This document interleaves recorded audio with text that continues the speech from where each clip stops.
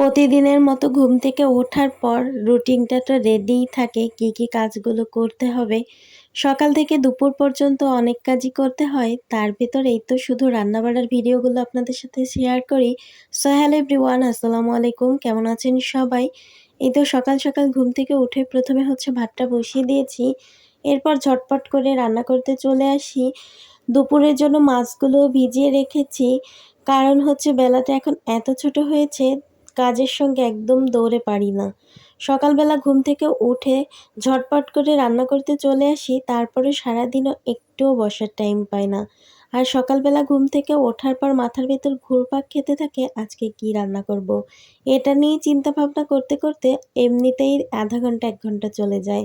তো যাই হোক ঝটপট করে এই তো সকালের নাস্তাটা রেডি করে নিচ্ছি। ১ম এ ডিমগুলো ভাজি করে নিয়েছি, এরপর হচ্ছে বিটকপি ভাজি করে নেব। আর আজকে হচ্ছে বিটকপি ভাজি দিয়ে হচ্ছে সকালবেলা সবাই ভাত খাওয়া হবে।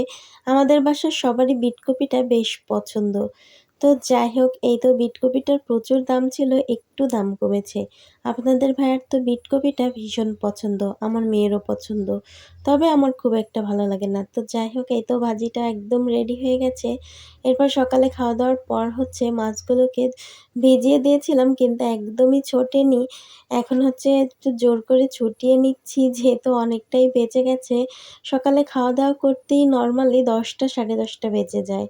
এরপর এই তো ঝটপট করে হচ্ছে দুপুরের রান্নাটাও বসিয়ে দিয়েছি। ইদানিং কেন জানি না এত বেশি দেরি হয়, সেই সকাল থেকে কাজ করা শুরু করেছি। তারপরেও কেন জানি না সময়ের সাথে একদম পারার উপায় নাই। তারপর এই তো চিন্তা করে ঝটপট করে হচ্ছে ২ টা চুলায় বসিয়ে দিয়েছি। তারপর এই তো আজকে হচ্ছে ২ টা কপি একসাথে রান্না করে ফেলেছি। আমার তো একটুও মাথায় ছিল না যে ২ টা কপি না রান্না করে একটা কপির সাথে একটা অন্য কিছু রান্না করলে ভালো হতো। তারপর এই তো পাতাকপি রান্না করব। পাতাকপির ভিতর চিংড়ি মাছ দিতে চেয়েছিলাম কিন্তু একদম ভুলে গেছি। রান্না হওয়ার পর তারপর মনে পড়েছে, মানে হওয়ার কিছুক্ষণ আগে তখনই দিয়ে দিয়েছিলাম। তো যাই হোক এই তো মসলাটা সুন্দর মতো কষিয়ে নিয়ে তারপর পাতাকপিটা দিয়েছি। এখন হচ্ছে সুন্দর মতো বাঁধাকপিটাকে কষিয়ে নেব। এরপর এই তো ঝোল দিয়ে দিয়েছি। রেখে একটু ছাদে গিয়েছিলাম, এসে দেখি কড়াইয়ের তলাটা একদম সুন্দর মতো লেগে পুড়ে গেছে।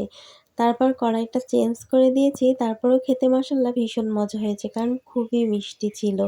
এরপর এই তো পাশের চুলায় রেখে দিয়েছি, তরকারিটা যেহেতু হয়ে গেছে, ঝটপট করে এখন ওলকপির তরকারিটাও বসিয়ে দেব। ইদানিং এত বেশি ঠান্ডা পড়েছে, ঠান্ডার জন্য গলাটার অবস্থা খুবই খারাপ। কথা বলতে ভীষণ কষ্ট হচ্ছে। গলাটা কেমন ভাঙা, ভাঙা হয়ে আছে। ভয়েসটা একদমই দিতে ইচ্ছা করছিল না। তারপরেও চিন্তা করলাম ভয়েস তো না দিলে হবেই না। এজন্য ঝটপট করে ভয়েসটাও দিয়ে দিলাম। তারপর এই তো কপিটাকে সুন্দর মতো কষানোর জন্য একটু বেশি করে পানি দিয়েছি। কারণ এই ওলকপিটা একদমই সেদ্ধ হতে চায় না। যতই জালি কপি হোক না কেন, তারপর এই তো সুন্দর মতো কষিয়ে এরপর হচ্ছে ঝোল দিয়ে দিলাম। আমি কয়েকদিন রান্না করেছি প্রেশার কুকারে সিটি দিয়ে তারপর। এরপর এই তো মাছগুলো বসিয়ে দেব আর কিছুক্ষণ জাল করলেই তরকারিটা একদম হয়ে যাবে। আজকের ভিডিওটা এখানেই রাখছি। আল্লাহ হাফেজ।